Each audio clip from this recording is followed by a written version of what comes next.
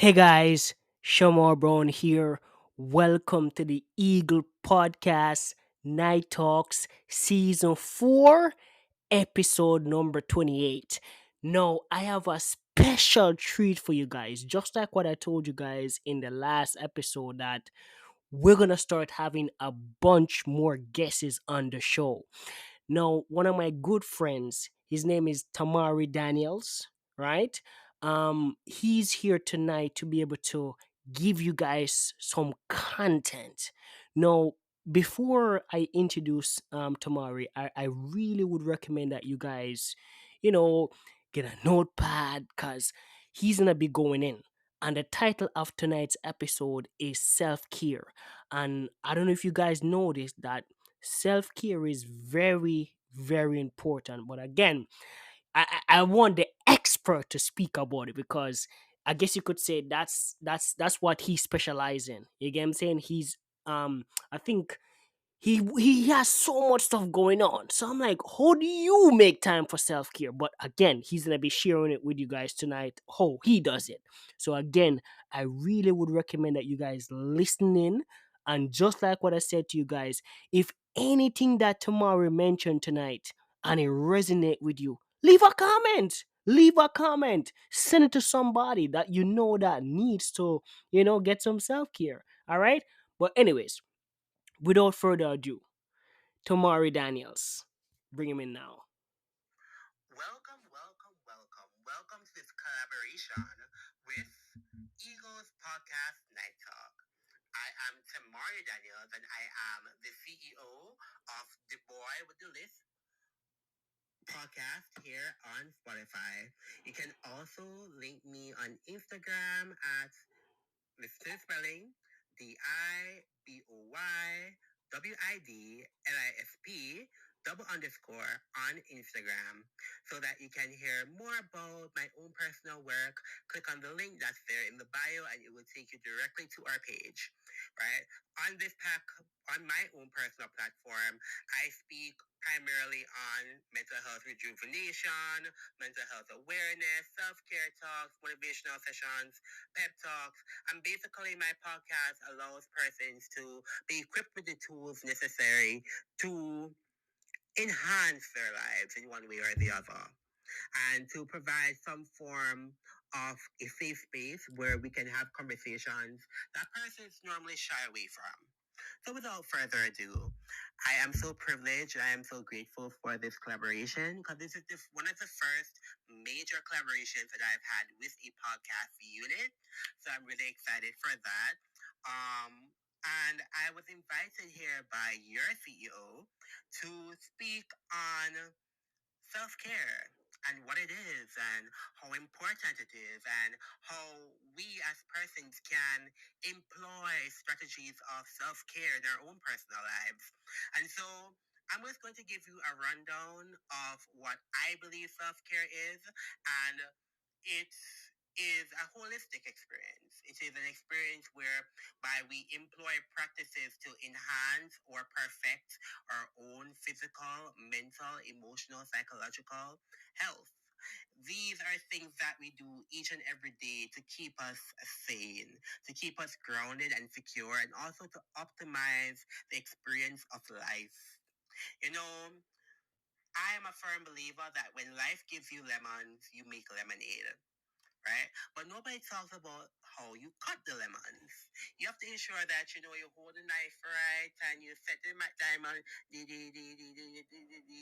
lemon in the right place, and you do what you have to do to ensure that you're doing it safely, right? And it's the same concept. Consider us like lemons, and we need to be cut.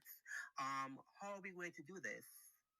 How are we going to actually ensure that we are our best selves to get the most juice out of us, right? So I'll be talking about self care today, and I'm going to give you an scenario, a personal experience that happened with me that made me understand the importance of taking care of self.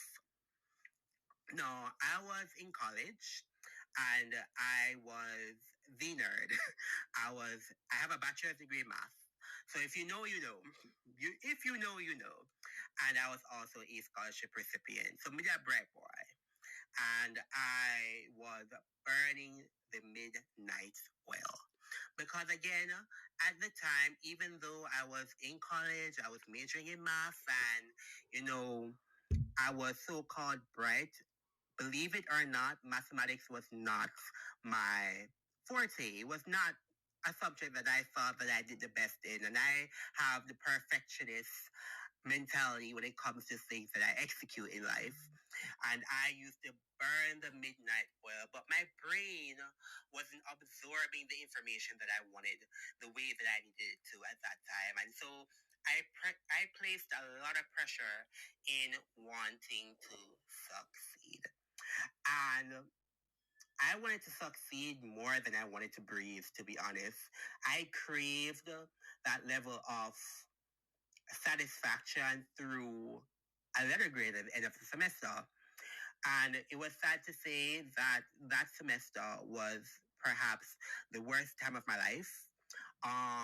In that semester, I basically had a mental breakdown. I had 30 panic attacks between less than 3 weeks.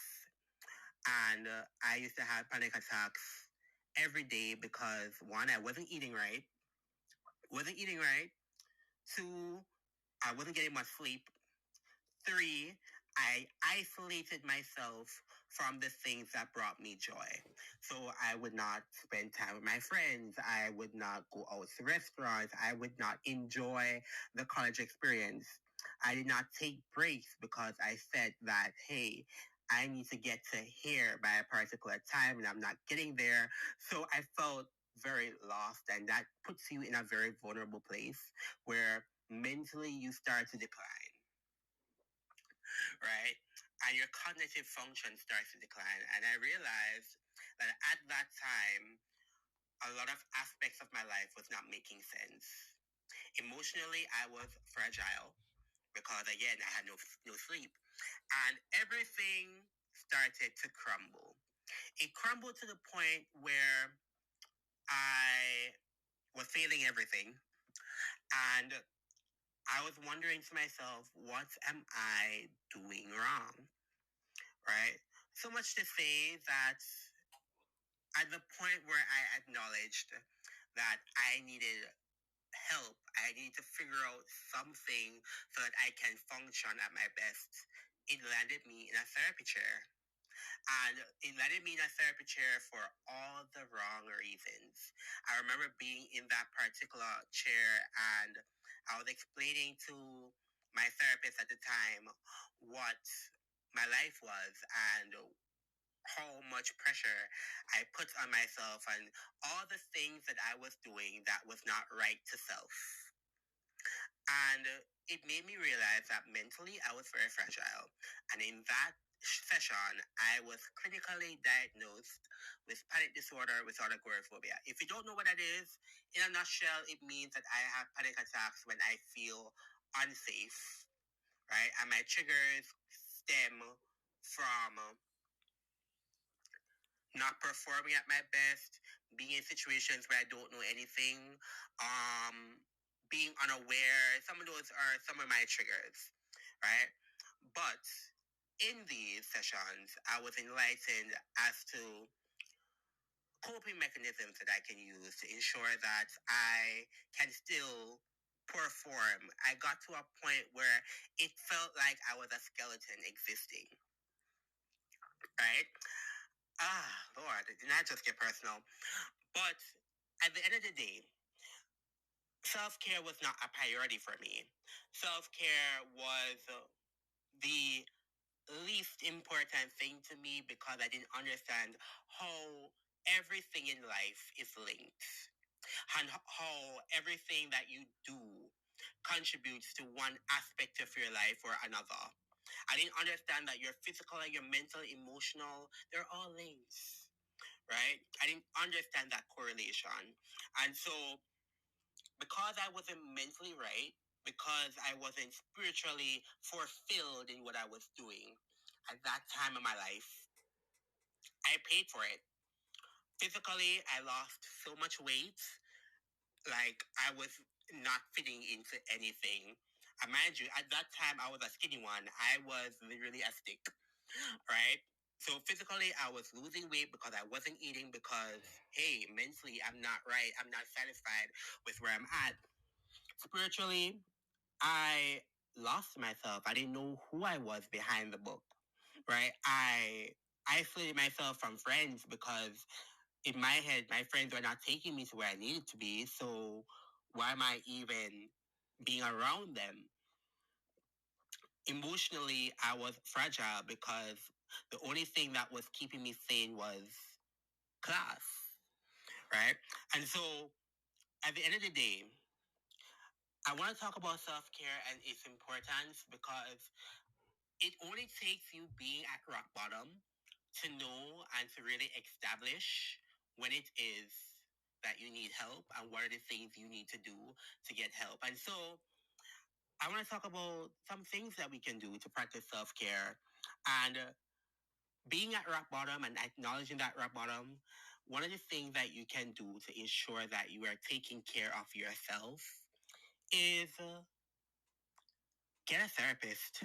And I don't mean that in terms of everybody needs a therapist, but I do believe that everybody needs an outlet, right? And I'm going to frame it that way, right? Somebody needs to be able to hear you. You need to be able to adapt a different perspective. Sometimes when you talk things out loud, it makes more sense than to bottle it in your head, right? And so everybody needs a shrink. And your shrink doesn't even have to be a shrink. Your shrink can be your friend, your family member. It could be a pastor. It could be a teacher. It could be somebody who you trust, right? With your thoughts. And even if you don't feel comfortable with that, find an outlet where you can express what your thoughts are, whether it be through poetry, whether it be through journaling, because that's something that I recommend as well. Um, where you just write down what you're thinking and where you want to go. Sometimes seeing things black and white allows you to pave a direction in your life, right? And I wish I had done that more in college when I was at that rock bottom stage. But again, awareness is something where if you don't know, you just don't know. When you're ignorant to something, things just dissipate, right? So one of the things I recommend is definitely some form of outlet or some form of a therapeutic action that you can do to create some form of balance and equilibrium in your life. Another thing that I've been doing as of lately is self-care dates. And when I tell you I go all out, let me tell you, I'm a chacha boy in my culture, meaning that I love to dress up. Me love dress up. So I will get my fanciest suits. I will call a restaurant, book myself a reservation, buy myself roses because I know what I deserve it, right? So, and I will go to a restaurant and I will shut off my phone. I'll shut off my phone. I'll enjoy the ambiance. I'll bring my journal and I'll write down everything that's going on in my head and kind of just spend quality time with yourself. And if you're not right, if mentally you're not okay, there's no way you can serve others. And in my career, I'm a triple. I'm a triple threat. I do teaching, I lecture, and I'm also into youth development. Um, so I'm a very busy dude, right? And my occupation in life requires me to be of service to others, and that is how I get joy, right? And so a part of understanding what self care was to me was to understand that, hey, how can I love to take care of others, but I'm not doing the same for myself? I'm not doing the thing for myself. And every time that I decide that I'm going on a self care date, I switch it up a bit, right? So this time I might go to a restaurant. The other time I may go and get my nail mani and pedicure done. Sometimes I will go to sightseeing in a completely different parish than where I live because I just felt like I needed that quality time with self where you're not distracted by all the things that are happening around you, right? Where you can actually do the work for yourself. Another thing, exercising. Now I know there's a lot of gym rats out there. To say the least and to say the most, I have been lacking in that regard. But it is a strategy that persons use as an outlet to ensure that you are physically right. And exercising doesn't have to be anything too big. It can just be a 10-minute routine that you do each and every morning or every night before you go to bed. It just allows you to frame your mind. It releases stress and toxins in your body. I'm not sure if persons know the science behind it, but basically, there is something that says that when you exert the sweat, there's something about excreting, rather, the sweat that's in you, and somehow you feel better within. There's a science behind it, something about endorphins. Y'all know this shit. Y'all can read on it. But exercising is critical in enhancing and maintaining your physical health. Um, yeah. Another thing that you can do to ensure that you are, you know, practicing self-care properly is developing a routine, right? And scheduling accordingly. There has been times in my life where I feel like I don't have a schedule. I am just out of bounds. And one of the things that we as professionals need to do is to ensure that we are creating an environment that's easy for us to function, right? You need to timetable your life. You need to be able to say, you know what? I have this to do today. I have that to do today, and prioritize, right? Because like it or not, self when you budget in that time for yourself, I promise you, you will feel more at ease and more stable than ever, right? So I have a scheduler, and this scheduler right now, I color code everything. I have my work time different than my me time. And my me time could be just watching a movie and laughing or probably socializing with some friends because I have a lot of friends around the world, right? And sometimes we just say, you know what, this is the time that I want to spend catching up with family, right? So you're getting more than one bird, something that does not provide you stress, something that allows you to really focus on the happier things in your life, the things that really do calm your spirit. That is something that you can do to practice self-care. Self-care is vital for everyone's functioning. It is important that we understand that self-care, it is a holistic experience. It is something that is inward that translates outward.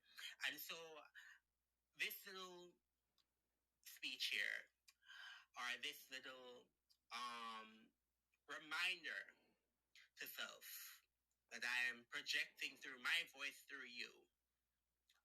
I want you to take everything that I've said and really try to impact it in your own life because you may never know.